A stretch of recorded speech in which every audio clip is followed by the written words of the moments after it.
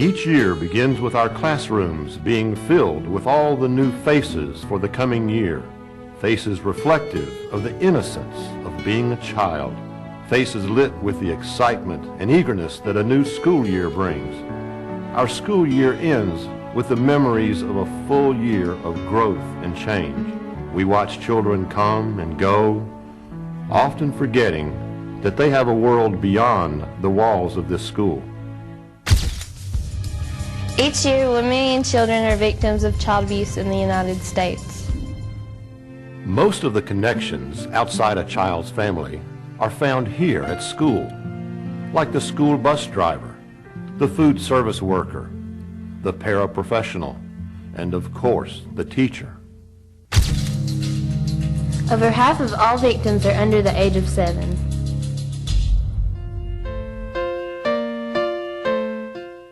In the world of children, things of importance take on a whole new meaning with different priorities.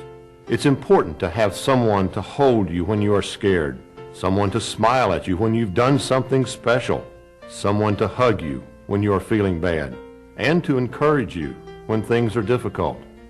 Sometimes a child's world gets shattered by the very people the child looks to most for love and trust, the adults in their lives.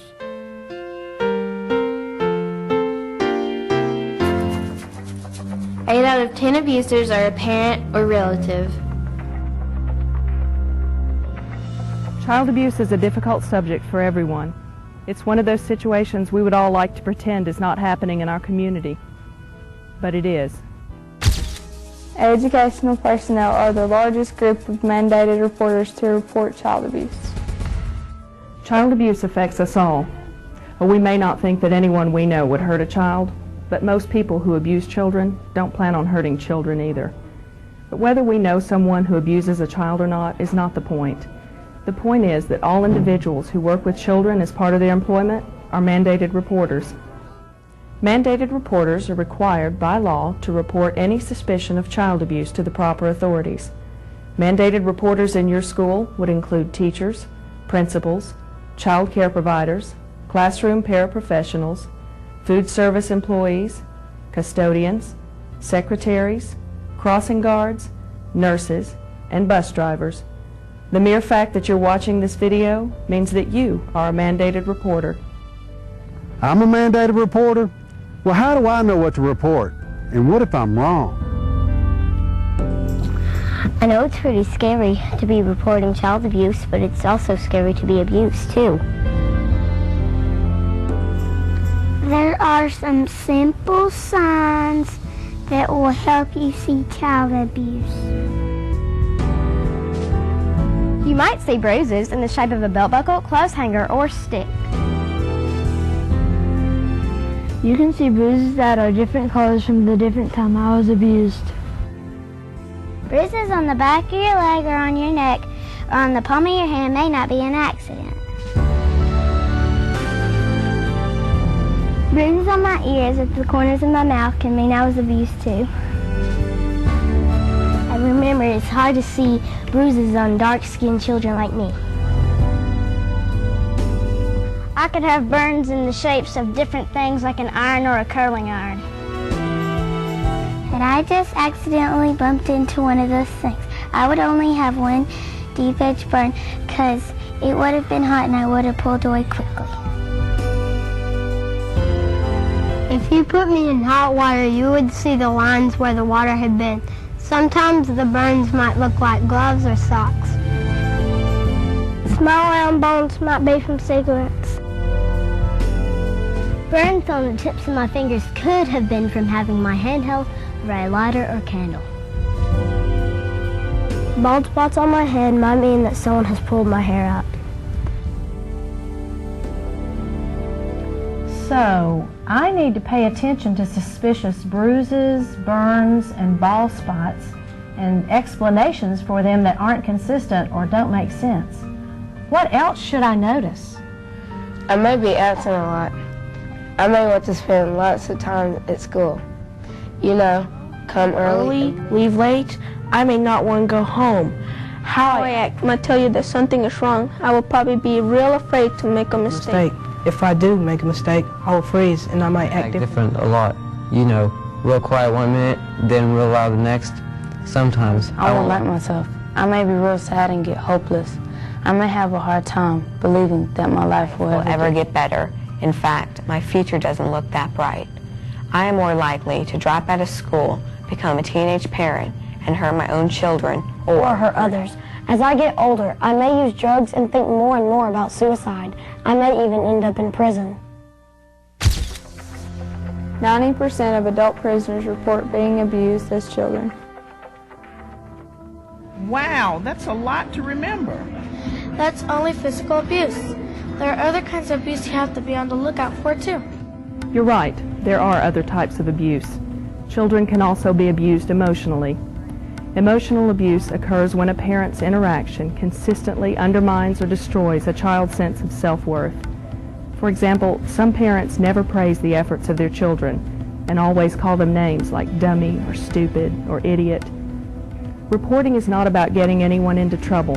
Reporting is about getting families the help that they need. All parents get mad and upset with their children.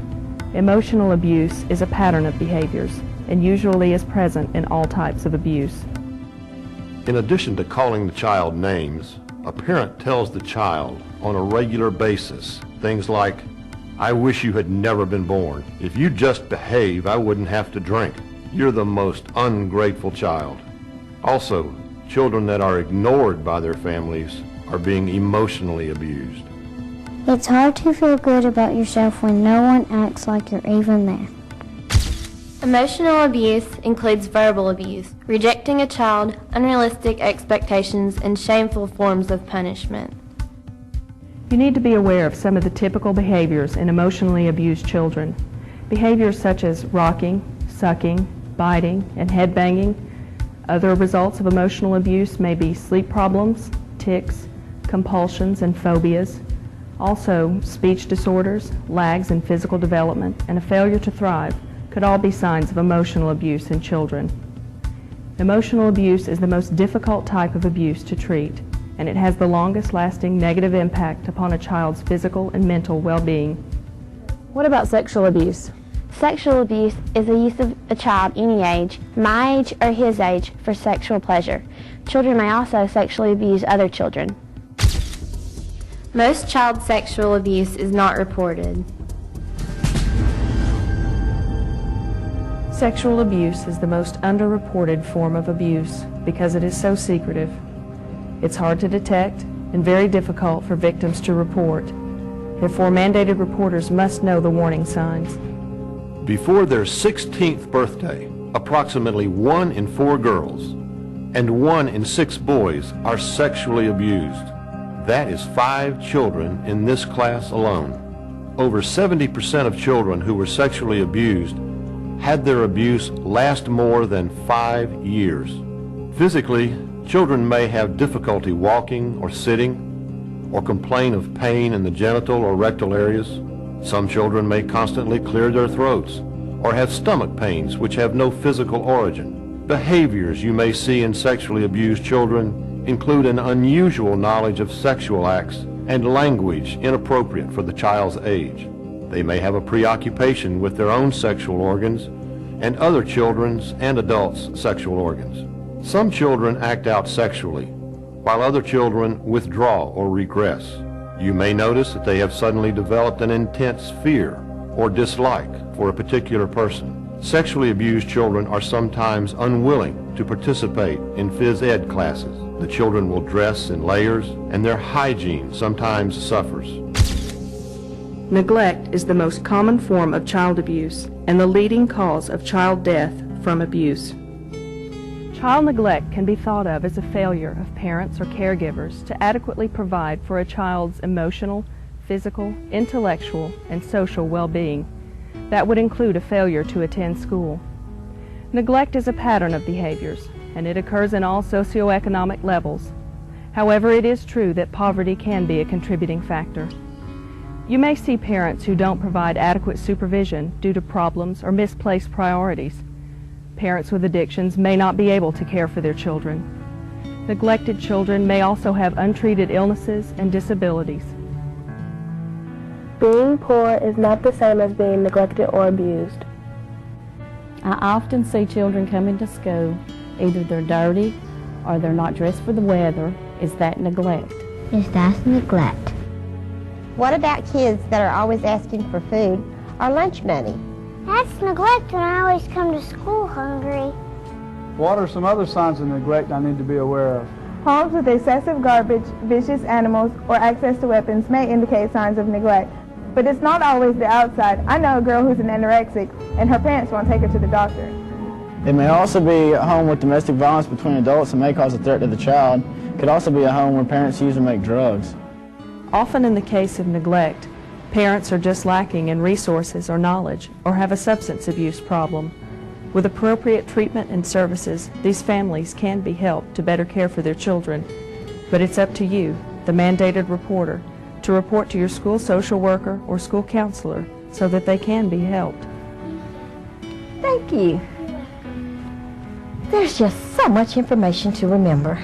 Well, you know, you don't have to remember it all. Our school system has a policy that explains everything in great detail.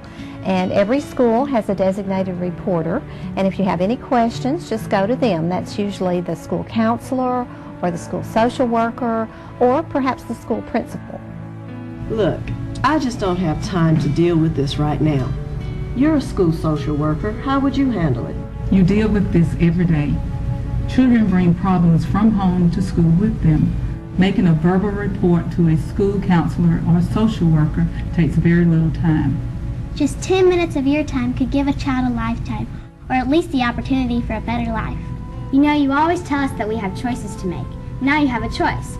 You can spend less of your time now or more later. And don't tell me you get to choose what laws you want to obey.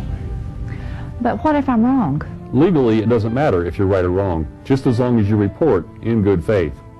Reporting in good faith means that you've given careful thought to what you saw and heard. You're making a report not to hurt, but to help. Each of us is like a link in a chain to keep children safe. It takes all of us working together to prevent child abuse, and we are all only as strong as our weakest link.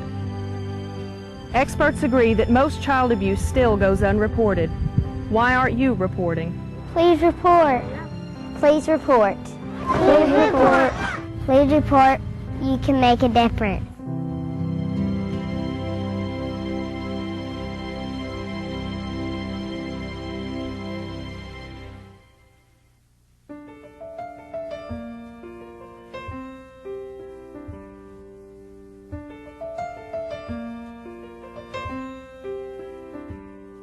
It's a perfect crime carried out on children. It's the perfect crime. Nothing they can do, and it's the perfect crime. No one will believe them. It's a perfect crime. No witnesses but you. Now that you're grown, do you want to talk about it? Now that you're grown,